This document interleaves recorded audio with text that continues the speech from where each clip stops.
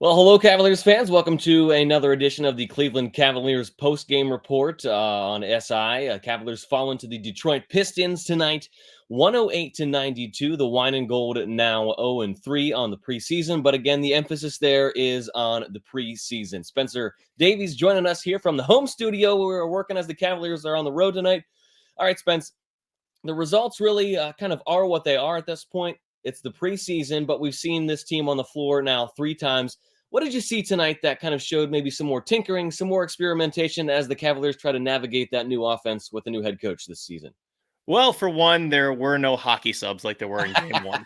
There were some more combinations, and I think you saw more of the spread lineup and the big lineup make its appearance.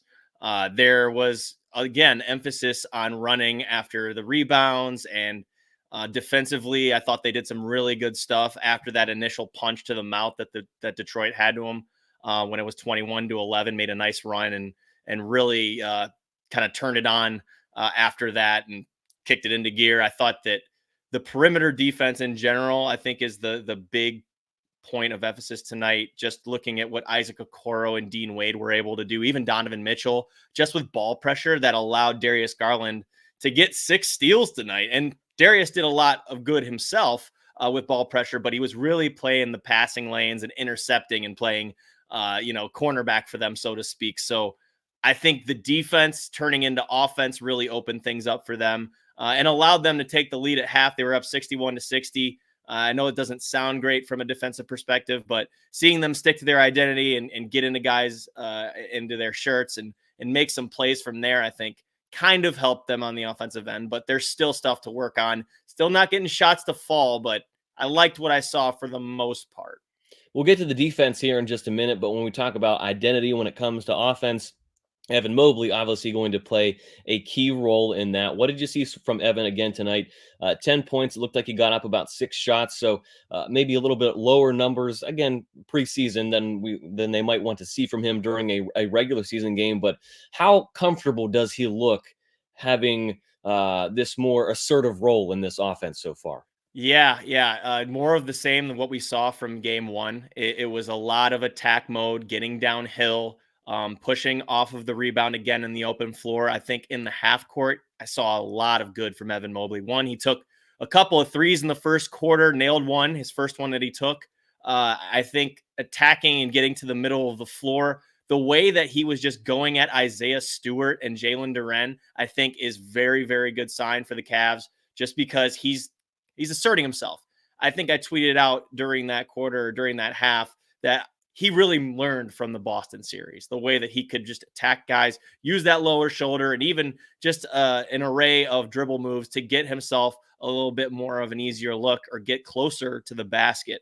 That's big time for the Cavs, and that's going to open up a lot of stuff for Darius Garland and Donovan Mitchell. He wasn't really used too much as a roller today. He was more with the ball in his hands, initiating, and as you saw by the box score, Jarrett Allen also reaped the benefits. Yeah, and when we talked last, I believe that was after preseason game number 1 about Evan and his increased role in this offense. Probably going to be seeing him bringing the ball up some, going to be seeing him spotting up and shooting those 3-pointers. How is that going to maybe unlock Jarrett Allen even further? We know Jarrett isn't necessarily the threat to shoot from beyond the basket, but around the rim, he's a great asset. Yeah, for sure. And Jarrett, I think a lot of Cavs fans, they can't take for granted how good this guy is around the rim. 60% plus in the past 4 seasons as far as field goal percentage goes. And that doesn't even take into account just shortening that down to the restricted area. So he is somebody who's really dependable around the rim and is a great guy to rim run, catch pocket passes, make tough finishes. And we saw a little bit of big to big ball that we've seen in the past with Evan Mobley and Jarrett Allen. And I think Jarrett's best play of the night actually came on a play that he drew a foul. He pump faked to the right when he got a pass from one of the guards and dribbled left and drew a foul. That's something we haven't seen too much of from Jarrett Allen, and we're going to see a lot more of from Evan Mobley this year. But when they take it into their own hands, when the bigs take it into their own hands to attack and to put pressure on defenses inside, that is going to be, one, free throw attempts. 2, if they're not going to draw the foul, then they're going to kick it out. And again, I think Evan Mobley and Jarrett Allen are very capable of doing that. And that's a good sign for the guards who don't have to always work so hard to get shots off.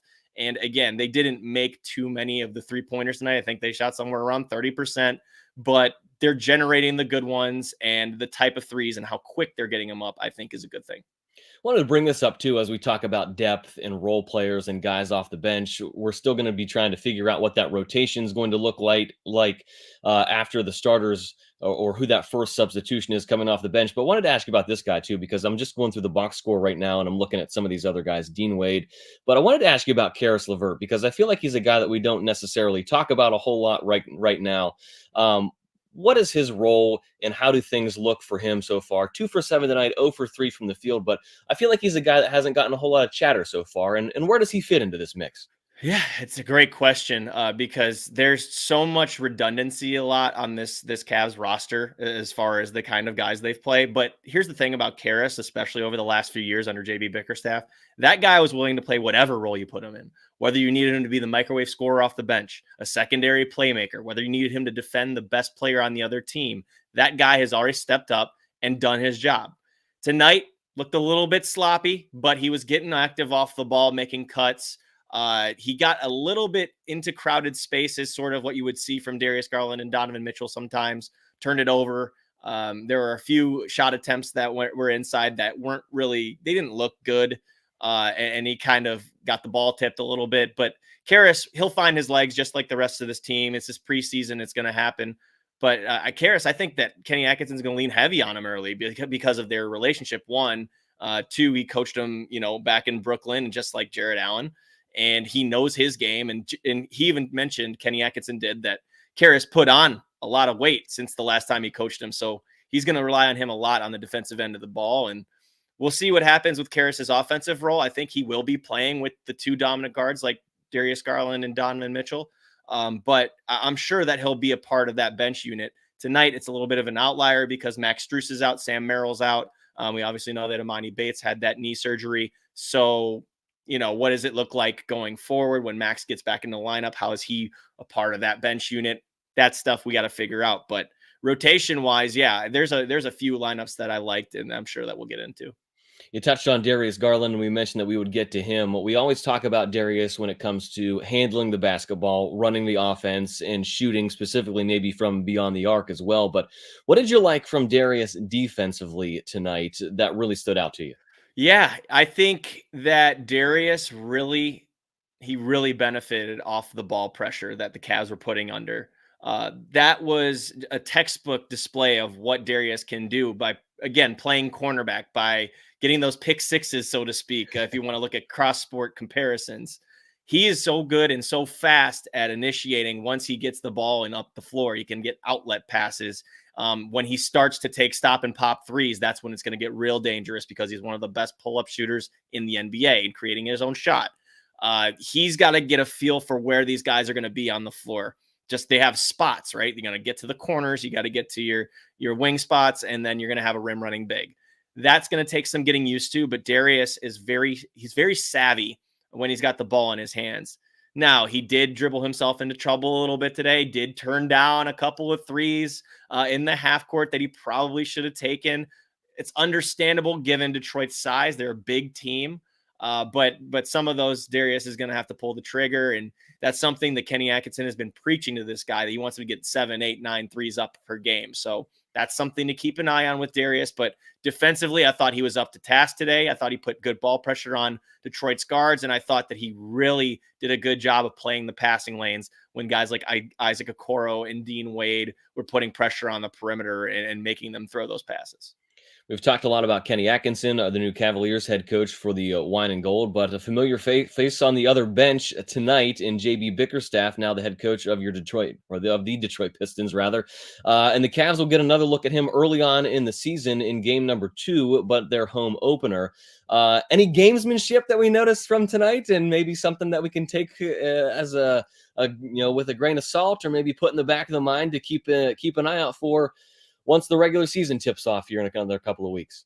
Well, JB only played his starters 8 minutes tonight, so he didn't give them too much of a game plan. But I will say this: any sort of pocket pass that the Cavs tried to execute, knowing the personnel of Evan Mobley and Jarrett Allen, and knowing the tendencies of Darius Garland and Donovan Mitchell, he had none of it. He had his guys locked in from all of the short range pocket passes. There were quite a bit of blowups there.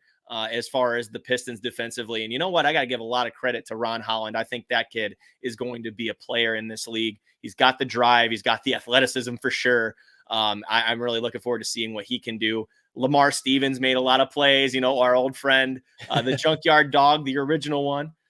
He played his butt off too. So in a schematic way, yes, maybe he tipped his hand, but we didn't really see too much of Tobias Harris or Cade Cunningham or Jaden Ivey, Jalen Duren.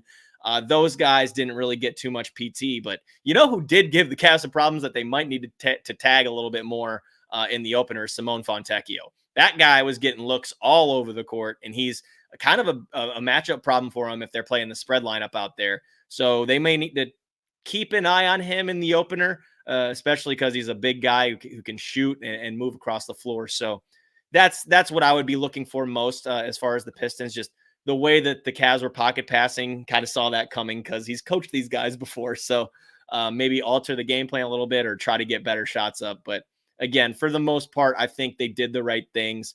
Good looks. I thought in the third quarter, the Cavs were getting solid transition three opportunities that just weren't falling. Dean Wade had a couple really good looks. Darius Garland didn't get a couple to fall, and one of his patented step backs that was just a little short on the rim. Those are going to go eventually. Again, these are preseason legs. So I wouldn't be too concerned with that. But overall, not the greatest showing. Sloppy. Both teams had 20 plus turnovers. Not really too much of an indicator out of this one. Sure. You wonder how things or how the mental aspect maybe plays into it as well, with this team knowing that, they're, I don't want to call them a finished product, but they know what their destination is. This is a team that should make the playoffs. I don't want to accuse them of going through the motions in the preseason, certainly at all, but they know when it counts and they know when it turns on. And it kind of seems like we're using this time to really experiment, see what works and kind of, not lay all their cards down here as we get ready for the regular season when things actually tip off here. Yeah, it's definitely figuring each other out too. Just even though they've been together for years, it's still nothing like game action. There's nothing like game action against another team. You're gonna try to figure out where your guys are, their spots. Ty Jerome hasn't played in like a year, so that is also another thing. He's a part of that spread lineup that's coming in off the bench. Looks like he's gonna be the first guard off the bench for the Cavs. So that's kind of something that I was looking at with Kenny Atkinson. Him, Isaac Okoro is going to be coming off the bench as one of those first guys. Dean Wade's going to play a huge role for this team, whether it's being the three in the big lineup or the stretch 4, stretch 5 in the spread lineup. So those guys, I think, are going to be, very important to this squad.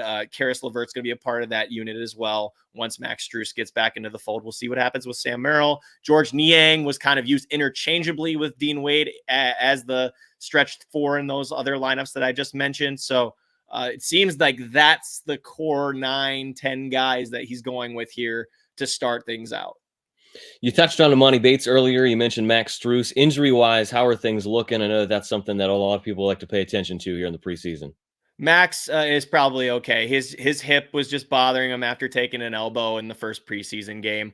Not too much concern there. Sam Merrill, maybe a little bit of something with that wrist injury. It's a sore right wrist. A lot of layups and just kind of work with the left hand at practice the other day. Didn't see too much shooting. He did shoot a couple with his dominant hand, but that's something to maybe keep an eye on. And then Emoni Bates had his knee cleaned up a little bit. It was a meniscus tear.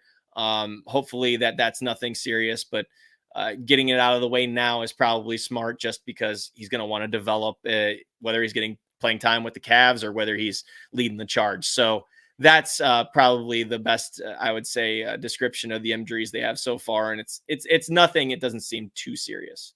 Any final thoughts that you want to wrap up on as we move forward here for our next game here on Friday night? Yeah, no, I think Isaac Okoro did very well defensively, as I mentioned earlier. Offensively, it's a bit of a mixed bag. There was one possession where he pulled up for a transition three, got blocked, and then Evan Mobley got the rebound. He passed it back to Okoro, who was cutting for a layup. Okoro caught it and then just got absolutely swatted by Lamar Stevens. If Isaac's going to pull up to take that transition three, better make sure that one, it either hits the rim or it goes in, because he's not going to be one of those guys that should be pulling up in transition like that, the way that a Darius Garland or a Donovan Mitchell should be. But I like Isaac. I think they're going to do so much good with him just in that small pick and roll. Kenny Atkinson referred to him as maybe being sort of a Bruce Brown type, who plays bigger than his size almost. But I like what I'm seeing from Isaac Okoro on both ends. Other than that play that I just mentioned, he's gonna have a decent role on this team, and I think he's gonna really thrive the way that this team is trying to push the pace. So yeah, I think that's my other final thought, is just Isaac Okoro, and then Dean Wade shooting tonight. He took his shots tonight. He didn't turn too many down, so that's positive. Cavaliers back in action Friday when they travel to Chicago to take on the Bulls. That'll be a 8 o'clock tip-off, I believe, at United Center. You can, of course, follow along with our pre- and post-game coverage. We will probably do another post-game, preseason post-game wrap-up here on the YouTube page. And, of course, you can follow along with all of our written content, that being si.com/NBA/Cavaliers. Cavs now 0-3 in the preseason after this 108-92 loss to the Pistons for Spencer Davies in the home studio, John Rudder in the home studio. And you also saw Anthony Meglin, who was flying the ship for us, briefly making an appearance here on the show. Appreciate his help for punching the controls and getting us all ready to go here on the back end. Wouldn't be able to do it without him. For John Rudder, Spencer Davies, and Anthony Meglin, appreciate you watching the Cavaliers post-game report. We'll see you on Friday night.